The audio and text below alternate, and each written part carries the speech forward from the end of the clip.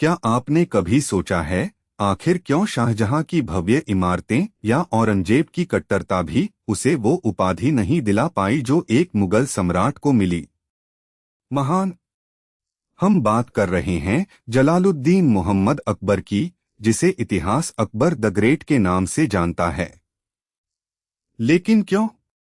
आखिर क्या खास था इस बादशाह में जो इसे बाकी सबसे अलग बनाता है?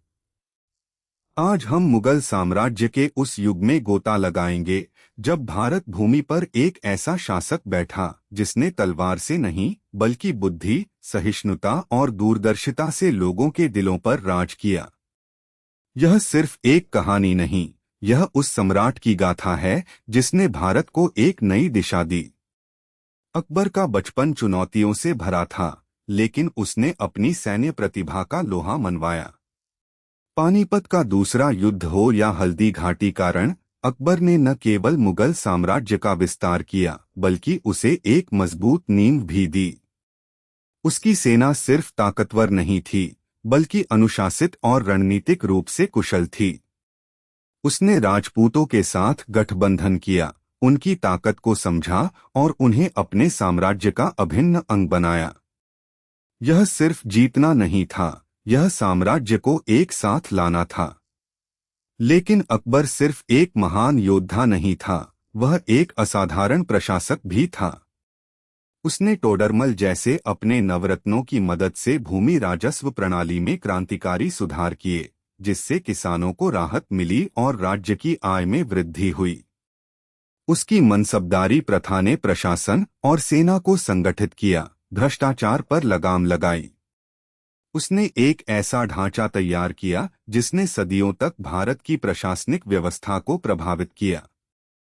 यह स्थिरता और न्याय का एक नया युग था। शायद अकबर को महान बनाने वाली सबसे बड़ी बात उसकी धार्मिक सहिष्णुता थी। उसने सुलह-ए-कुल की नीति अपनाई, जिसका अर्थ था सभी धर्मों के प्रति शांति और सद्भाव। इबादत खाना में विभिन्न धर्मों के विद्वानों के बीच बहसें होती थीं, और अकबर स्वयं उन्हें सुनता था। उसने दीन-ए-इलाही की अवधारणा दी, जो सभी धर्मों का सार थी। यह एक ऐसा कदम था जिसने उसे अपने समय से बहुत आगे खड़ा कर दिया। जहां धर्म अक्सर टकराव का कारण बनता था, वहीं अकबर ने उसे एकता का सूत्र बनाया। कला और संस्कृति का वह महान संरक्षक था। उसके दरबार में तानसेन जैसे संगीतकार, अबुल फजल जैसे लेखक और अनेक चित्रकार व शिल्पकार थे।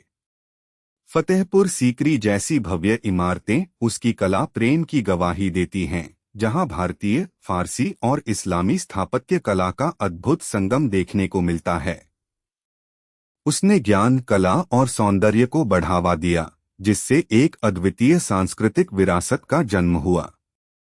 तो यही कारण है कि अकबर सिर्फ एक बादशाह नहीं बल्कि महान सम्राट कहलाता है।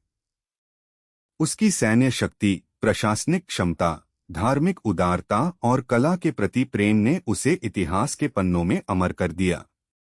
वह एक ऐसा शासक था जिसने विविधता में एकता का पाठ पढ़ाया, जिसने भारत को न केवल एक मजबूत साम्राज्य दिया बल्कि एक ऐसी पहचान भी दी जो आज भी हमें प्रेरित करती है। क्या आप सहमत हैं? अपनी राय हमें कमेंट्स में बताएं।